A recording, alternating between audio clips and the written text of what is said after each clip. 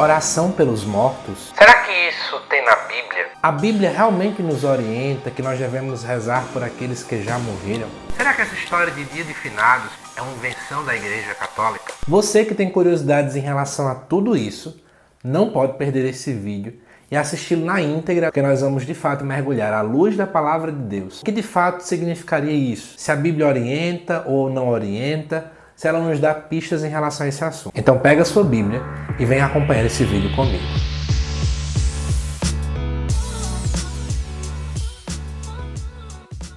Olá, amado irmão e irmã. Meu nome é José Lucas Galdino. Eu sou teólogo católico. E aqui neste vídeo quero tratar com você um pouco sobre essa temática da oração pelos mortos à luz da palavra de Deus. Antes de começar então a esmiuçar esse assunto, eu já quero dar um pouco do panorama do que será de fato este vídeo. Inicialmente nós vamos começar com toda uma visão da história do povo de Israel. Como é que o povo foi compreendendo a dinâmica da morte no decorrer da história. E nós vamos finalizar essa parte com o principal texto lá do Antigo Testamento que fundamenta de fato a oração pelos mortos. Depois dessa parte, nós vamos entrar no Novo Testamento, analisar, por exemplo, como é que foi a postura de Jesus diante da morte e verificar também como é que é a visão teológica da igreja em relação a esse assunto. Após esse momento, eu trago para vocês também mais alguns textos bíblicos que nos ajudam a fundamentar um pouco sobre isso. E no final, eu quero te contar um segredo. Sabia que existem teólogos, pastores, até mesmo bispos de correntes protestantes que também aceitam a oração pelos mortos? Mas de antemão, você que não é inscrito no canal, se inscreva, deixe sua curtida, deixe o comentário se esse tema foi interessante, se foi esclarecedor, deixe sua dúvida também e compartilhe, é claro, para mais pessoas. Então vamos agora para, como eu falei para vocês, começar com toda a visão histórica do povo de Israel. Como é que o povo de Israel de fato enxergava a morte? Será que nós vemos muita coisa sobre isso lá no Antigo Testamento? Antes de pensar no povo de Israel, eu quero começar te falando sobre o ser humano. Como já diz boa parte do pessoal que trabalha com essa questão de arqueologia, uma das formas de reconhecer se um cadáver é ou não é um ser humano é observar se, por exemplo, ali ao redor daquele cadáver tem algum resto de alguma coisa queimada, algo do gênero.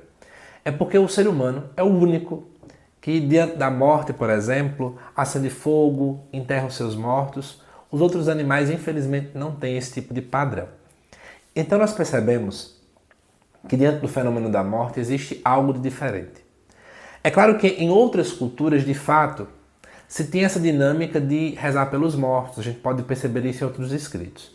Mas como o nosso objetivo é focar na palavra de Deus, eu quero convidar você a pensar um pouco como é que o judeu de fato, como é que o povo de Israel enxergava a morte. Então pega primeiramente a sua Bíblia e vem comigo logo lá em Gênesis.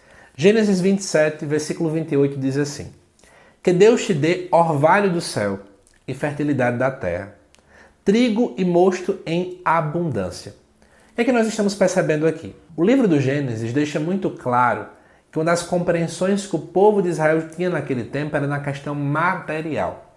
Então a abundância era na questão material, ter muitas terras, ter muita posse, ter uma grande colheita. Essa era uma das formas de verificar se alguém era ou não abençoado por Deus. Então, por esse motivo, o foco sempre era exaltar a vida. Assim, a morte foi pouco a pouco sendo enxertada, digamos assim, de uma visão completamente negativa. E para você poder perceber um pouco sobre isso, a morte costumeiramente sempre foi enxergada como uma maldição. Então, por exemplo, uma mulher, quando via o seu esposo morrer, era compreendido que aquela morte ela foi de fato uma maldição. Além disso, também a morte geralmente era vista como o momento ao qual o homem se distancia de Deus. Então, a morte começa quando Deus abandona o homem. Seria mais ou menos algo nesse contexto. E é claro que ao mesmo tempo também se tinha a compreensão de que a morte era um fenômeno natural, que acompanha o final da vida de qualquer pessoa. Então, por um lado, você tem a morte como uma maldição, por outro lado, você tem a morte como de fato algo natural da vida. Então, nessa brincadeira, geram muitas interrogações na nossa cabeça. O que é que seria a morte? Isso ou aquilo? Tudo isso surge porque, na verdade, o povo de Israel não tinha uma grande compreensão sobre a alma. Era mais ou menos visto assim: o ser humano seria meio que um corpo com uma espécie de um ânimo, um fôlego. Basta você lembrar lá de Gênesis 2 que Deus sopra sobre o barro e aí surge o homem, ou seja, o homem tem esse hálito de Deus, esse ânimo de Deus, e a morte, na verdade, seria quando esse ânimo, esse fôlego sai dele. Era mais ou menos assim que se compreendia. Então não se tinha uma compreensão de alma como nós temos hoje, que é uma compreensão completamente diferente. E para você poder perceber como é que a morte era tida de modo bastante negativo, eu trouxe aqui para vocês 2 textos lá do Antigo Testamento que nos ajudam a entender isso bem. Números 19, versículo 11, diz assim: quem tocar no morto, em qualquer cadáver humano, ficará impuro por 7 dias. Além disso, a gente também vê lá em Levítico 11, versículos de 32 a 33, que diz assim: qualquer objeto sobre o qual cair um destes bichos, quando morto, ficará contaminado. Então perceba, naquele tempo não se podia tocar, por exemplo, no corpo de uma pessoa morta, não podia muitas vezes também, inclusive, tocar nas roupas, nas vestimentas daquela pessoa, porque você ficava impuro. Então, era sempre visto de modo bastante negativo não apenas a morte, como também a pessoa pela qual morreu. Então você misturava, né? A morte, que era vista como uma maldição, aquela pessoa também seria alguém impuro. E você pode se perguntar por que a morte era vista de modo tão negativo. Amados irmãos e irmãs, qual era a visão que se tinha? Com a morte, eu não posso mais louvar a Deus. Com a morte, eu não posso mais adorar a Deus. Com a morte, eu não posso mais amar a Deus. Então, se eu não posso fazer nada disso, a morte me privava desta realidade e daí surgia a dinâmica da impureza, como é relatada nestes textos. Porém, alguns séculos antes de Jesus vir ao mundo, nós temos um trecho lá em 2 Macabeus que vai nos mostrar que, na verdade, essa visão ela foi sendo evoluída. Tudo isso à luz da compreensão da chamada ressurreição dos mortos. 2 Macabeus, capítulo 12, versículos 39 até o 45. É esse, na verdade, o texto básico, o texto talvez fundamental que a gente utiliza dentro da igreja para fundamentar a oração pelos mortos. Mas antes de ler o texto, eu quero dar um ensinamento bíblico aqui. Para nós que somos católicos, existe uma grande diferença entre fundamentar na Bíblia um dogma, uma verdade de fé, uma concepção, de encontrar na Bíblia uma declaração completamente formal sobre aquilo. Eu vou te dar um exemplo bem claro. Talvez na Bíblia você não vai encontrar nunca a palavra purgatório, mas você vai encontrar talvez elementos, talvez não, né? Certeza, encontrar elementos que vão apontar para que a existência do purgatório faça completamente sentido. Você não vai encontrar textos bíblicos que critiquem, que questionem, que digam que não se pode acreditar no purgatório. Então, para nós, sim, existe uma fundamentação. É mais ou menos essa a compreensão, tá bom? Então, partindo desse pressuposto, vamos agora enxergar dentro da Sagrada Escritura se existe algum tipo de fundamentação, algum momento, por exemplo, que alguém faz a oração pelos mortos. Pega a sua Bíblia, 2 Macabeus 12, versículos de 39 ao 45, que diz assim para nós: no dia seguinte, como a tarefa era urgente, os homens de Judas foram recolher os corpos dos que tinham morrido na batalha, a fim de sepultá-los ao lado dos parentes, nos túmulos de seus pais. Foi então que encontraram, debaixo das roupas dos que tinham sucumbido, objetos consagrados aos ídolos de Jâmnia, coisa que a lei proíbe aos judeus. Então ficou claro para todos que foi por isso que eles morreram. Mas todos louvaram a maneira de agir do Senhor, justo juiz, que torna manifesta as coisas escondidas. E puseram-se em oração, pedindo que o pecado cometido fosse completamente cancelado. Quanto ao valente Judas, exortou o povo a se conservar sem pecado, pois tinham visto com os próprios olhos o que acontecera por causa do pecado dos que haviam sido mortos. Depois, tendo organizado uma coleta individual que chegou a perto de 2.000 dracmas de prata, enviou-as a Jerusalém, a fim de que se oferecesse um sacrifício pelo pecado. Agiu assim pensando muito bem e nobremente sobre a ressurreição. De fato, se ele não tivesse esperança na ressurreição dos que tinham morrido na batalha, seria supérfluo e vão orar pelos mortos. Mas considerando que um ótimo dom da graça de Deus está reservado para os que adormecem piedosamente na morte, era santo e piedoso o seu modo de pensar. Eis porque mandou fazer o sacrifício expiatório pelos falecidos, a fim de que fossem absolvidos dos seus pecados. Amados irmãos e irmãs, o que é que esse texto aqui de 2 Macabeus realmente nos orienta? Nós tínhamos soldados que estavam ali numa batalha, no contexto da fé. Eles foram quase que uma espécie de mártires ali. E o que acontece? Depois eles verificaram que esses soldados, na verdade, estavam carregando alguma coisa muito incoerente. A questão de ídolos aqui, algo impuro. E eles, na hora, começam a compreender. Nossa, eles morreram não foi porque Deus os matou, por exemplo, mas porque eles estavam utilizando algo impuro. Talvez a compreensão que aquele povo tivesse fosse a seguinte: acabamos de verificar que eles morreram em pecado. Deixemos eles aí. E com efeito, naquele tempo, como eu mostrei para vocês, não devia se tocar na coisa de alguém que morresse, nos objetos, no corpo, porque você ia ficar impuro. Mas aqui nós vemos agora um avanço na compreensão. Ora, eles morreram buscando fazer o bem, mesmo tendo algum tipo de pecado. Então, dentro desse contexto, faz total sentido agora ofertar um sacrifício pela salvação desse povo. Rezar por eles. E é isso que de fato é feito aqui. E é interessante perceber que a própria Sagrada Escritura fala que a oração pelos mortos neste contexto está completamente ligada à fé na ressurreição dos mortos. Então, como eu creio que existe uma vida, além desse percurso natural aqui da Terra, então agora, de fato, eu vou rezar pelos irmãos que não estão mais vivos aqui na Terra conosco. É mais ou menos isso que é apontado para nós aqui em 2 Macabeus, como nós acabamos de ler. Amados irmãos e irmãs, esse é o texto básico. Existe na Bíblia um momento pelo qual os mortos recebem a oração. Mas, como é que é a visão dentro do Novo Testamento? Como é que foi a visão de Jesus, por exemplo, em relação à morte? É claro que a morte sempre foi vista como um inimigo, algo a ser combatido, ao ponto de que, por exemplo, Paulo, lá na carta aos Romanos, deixa muito claro que o salário do pecado é a morte. Então a morte também tem uma concepção muito negativa. Porém, Jesus chega e aparece em 3 situações dentro dos evangelhos, mostrando coisas extremamente positivas. Eu anotei os versículos aqui, para que você possa, inclusive, pesquisar, caso deseje.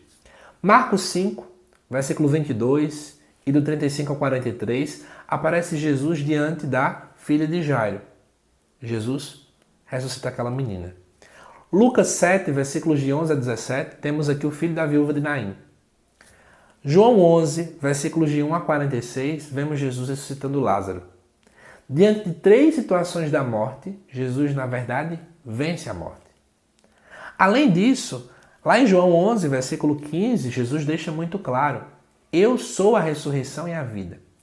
Então nós percebemos que até então a morte, que era algo tão temido, que não se tinha explicação e, portanto, ganhava tanta conotação negativa, em Jesus agora a morte ela ganha um novo sentido. É essa a nossa fé cristã. Jesus vence a morte e, vencendo a morte agora, a morte ganha um novo sentido. Mas, amados irmãos e irmãs, quais então os pontos teológicos que fundamentam a oração pelos mortos?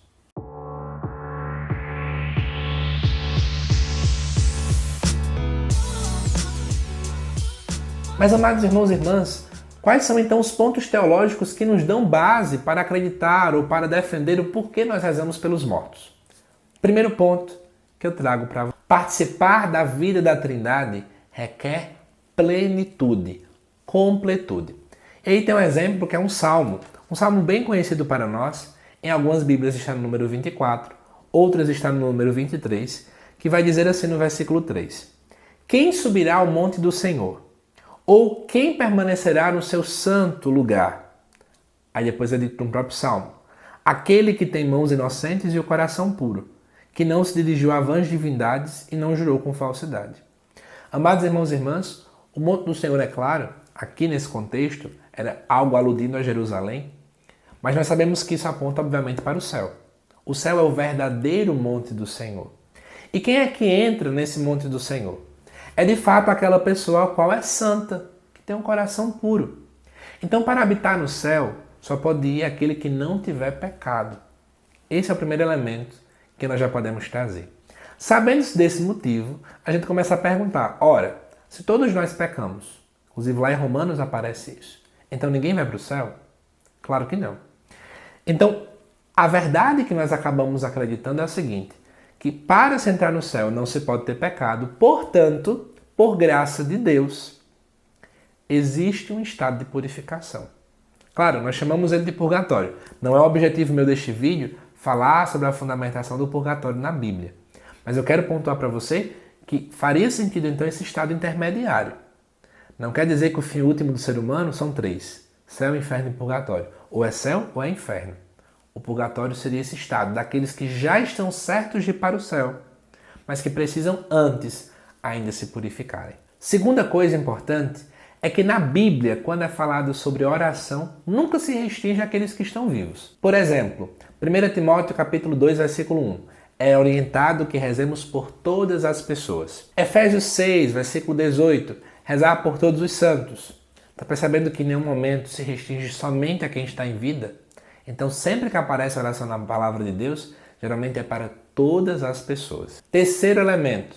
Lá no livro de Jó, capítulo 1, por exemplo, nós percebemos que pela oferta de sacrifício de Jó, seus filhos acabam alcançando, aquela oferta que ele fez de sacrifício, ou seja, a importância da dinâmica da oração de intercessão, que para mim, claro, já é um fato bem tranquilo para todas as denominações cristãs. Quarto elemento, a oração não é local para mudar o coração de Deus. O grande problema de muita gente é achar, por exemplo, que rezar pelos mortos quer dizer que Deus vai mudar a sua sentença. Sei lá, alguém que estaria indo para o inferno, agora, por causa da minha oração, essa pessoa vai conseguir ir para o céu. Esqueça que isso não vai acontecer, tá bom? Deus, ele é imutável. Então, se Deus diz que alguém vai para o inferno, depois de, obviamente, analisar a vida daquela pessoa, então aquela pessoa vai para o inferno, ponto final. A nossa oração, inclusive, não vai ter frutos para aquela pessoa. Mas se aquela pessoa, de fato, ela agora vai para o céu, mas ela ainda está nesse processo de purificação, como eu colocava para vocês, as minhas orações, elas obviamente serão válidas. Não é para mudar o coração de Deus, ok? Isso é muito importante. Um detalhe, antes de a gente poder ver, inclusive, um versículo bíblico que orienta um pouco sobre isso, é só uma curiosidade. Toda a reflexão teológica sobre toda essa temática, ela se tornou muito mais forte com Agostinho, Santo Agostinho. Isso só se tornou dogma lá no século XV, ok? No chamado Concílio de Florença. Isso é importante para a gente. Agora eu quero convidar você a pegar a sua Bíblia mais uma vez, para que nós possamos juntos ver aqui um versículo que vai apontar um pouco também sobre esse estado de sofrimento que nós acabamos, enquanto católicos, chamando de purgatório. Pegue sua Bíblia lá em 1 Coríntios, capítulo número 3, e vamos ver juntos do versículo 10 até o 15, que diz assim: Segundo a graça que Deus me deu, eu, como sábio arquiteto, coloquei o alicerce sobre o qual outro constrói, mas cada qual veja bem como constrói. De fato, ninguém pode colocar outro alicerce diferente do que já está colocado, Jesus Cristo. Se então alguém constrói sobre este alicerce com ouro, prata, pedras preciosas, madeira, feno, palha, a obra de cada um se tornará manifesta. O dia a manifestará, pois no fogo é revelada, e o fogo provará a obra de cada um. Se a obra que alguém construiu permanece, receberá a recompensa. Se a obra de alguém for queimada, ele será punido, mas ele mesmo será salvo, como que através do fogo. Amados irmãos e irmãs, esse momento aqui que nós vemos, esse trecho da primeira carta aos Coríntios, dá a entender uma espécie de um fogo que vai provar, inclusive algumas pessoas que seriam salvas, como que através do fogo. É isso que São Paulo coloca aqui. E aí vamos lá, Se eu vejo um pouquinho o que é que coloca-se aqui, o fogo é provação, o fogo tem esse processo de dificuldade, pelo menos aqui é colocado provação. Então a gente começa a entender que esse processo de purificação, que eu havia colocado agora há pouco, ele é um processo que não é muito fácil. Seria algo doloroso. E, portanto, a gente reza pelos mortos por causa disso. Mas eu quero te contar um segredo para você começar a mudar a sua visão sobre fogo. Muita gente, quando olha aqui que vê fogo, automaticamente pensa em inferno. Será que sempre que aparece na Bíblia a ideia de fogo, realmente tem a ver com isso aí? A resposta é não. E antes que você se choque, eu vou te ajudar a entender melhor sobre isso. Existem duas palavras que geralmente a gente acaba traduzindo como inferno quando nós vemos as nossas Bíblias em português. Uma delas é a expressão Sheol e a outra é a expressão Geena. A palavra Geena, inclusive, era o nome que era dado a um grande lixão que existia ali próximo a Jerusalém, que o povo jogava tudo, inclusive os corpos de quem era crucificado. E lá se queimava tudo, então era um fogo que nunca se apagava. Então, automaticamente, Geena é associada a inferno, o fogo que nunca se apaga. Mas a expressão Sheol tem uma outra compreensão. Inclusive, nós católicos dizemos no credo, desceu à mansão dos mortos, isso em relação a Jesus. Essa mansão dos mortos seria, na verdade, a visão de Sheol, que era a visão judaica de que embaixo da terra existia uma espécie de uma mansão dos mortos chamada de Sheol, onde os justos iriam e os injustos também iriam. Ficavam meio que num sono ali, esperando a salvação. Então, para nós católicos, Jesus desce até a mansão dos mortos, não para poder agora revogar o que Deus já havia declarado em relação aos injustos, mas sim para poder salvar aqueles que estavam aguardando a salvação, que eram justos. Vamos pensar aqui em Abraão, em Isaac, em Jacó e outras pessoas. É esse o contexto mais ou menos, tá bom? Então Jesus resgata aquele povo que estava ali. Só que acontece, essa expressão Sheol era uma expressão lá no hebraico. Quando essa palavra ela é traduzida para o grego, que é de fato depois o novo idioma que o Antigo Testamento é traduzido, idioma pelo qual o Novo Testamento é escrito, essa palavrinha Sheol ela ganha uma outra expressão, que seria a palavra Hades. Então a palavra Hades, que muitas vezes no Novo Testamento ela é traduzida por inferno, não é a palavra coerente para ela. Inferno seria Geena. Hades ainda seria aquela mansão dos mortos que aparece lá para a gente. Em grego, Hades tem uma conotação de um estado intermediário. Mais do que um lugar, seria um estado intermediário, como eu falei. Quando a Bíblia é traduzida para o latim, essa expressão Hades ela ganha uma nova palavra, que seria purgatório, que vem da ideia de purgar, purificar. Então é mais ou menos esse o contexto. E para você verificar a ideia de fogo ainda mais além, eu quero te contar um outro detalhe. Na hierarquia angélica existe toda a hierarquia dos anjos. E nós temos como os anjos mais próximos a Deus os chamados serafins. E para quem não sabe, serafins em hebraico significa aquele que queima. Ou seja, os anjos seriam aqueles que queimam de amor. Queimam de amor na presença de Deus. Então fogo também ganha essa conotação mais ligada ao céu do que ligada ao inferno. Mas agora, para terminar o nosso vídeo, eu ainda quero trazer um outro exemplo bíblico, antes de falar sobre o povo protestante, o que é que eles pensam em relação a esse assunto. Mas antes, lembro a você que se você não é inscrito aqui no canal, se inscreva. Se está gostando do vídeo, deixe seu comentário aqui e não esquece de compartilhar com outras pessoas. Inclusive, você pode deixar a sugestão de temas para serem trazidos nos próximos vídeos aqui do canal. Vamos pegar a nossa Bíblia agora e vamos abrir lá em 2 Timóteo, capítulo 1, versículos de 16 a 18. Vamos comigo?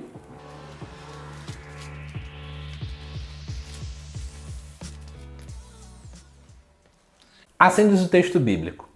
O Senhor faça misericórdia à família de Onesíforo, porque muitas vezes me confortou e não teve vergonha das minhas correntes. Pelo contrário, tendo chegado a Roma, procurou-me diligentemente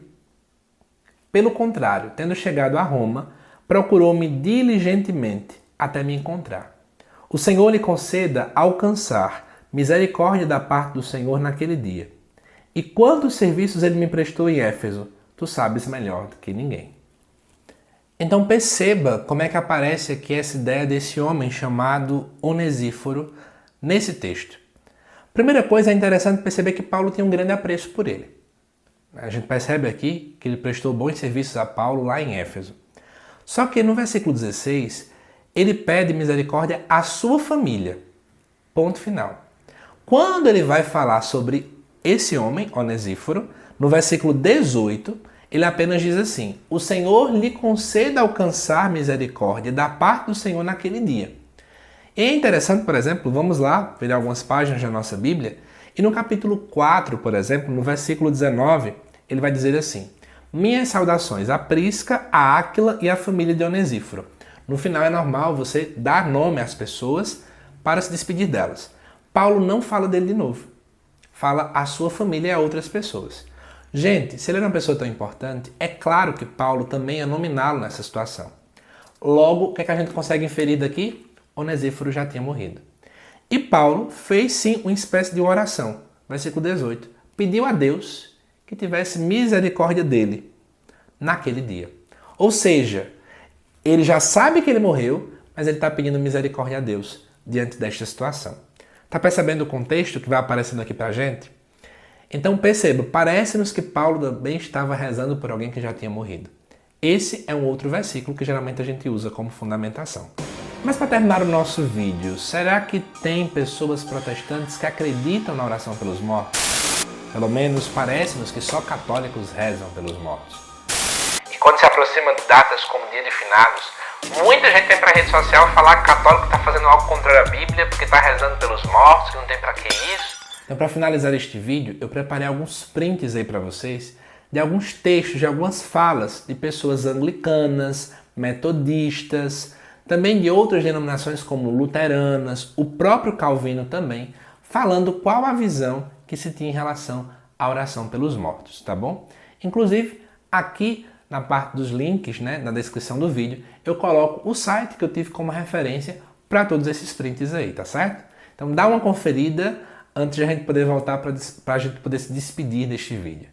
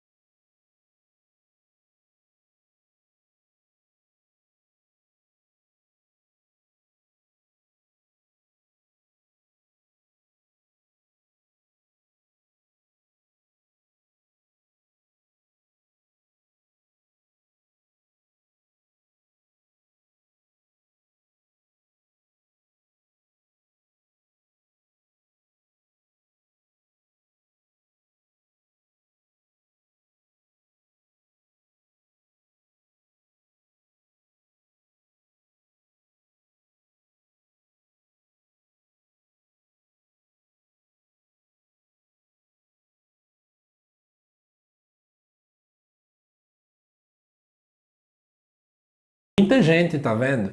Então, eu espero que você tenha gostado deste vídeo aqui trazido para o canal. Um tema que para mim é muito relevante. Eu amei aprender um pouco mais sobre tudo isso com vocês. Não esquece de deixar aqui nos comentários se deu para clarear com este vídeo, se você gostou da temática e se você inclusive sugere outros temas para serem trazidos aqui no canal, tá bom? Que Deus te abençoe imensamente. Não esquece de compartilhar esse vídeo com mais pessoas. Até mais!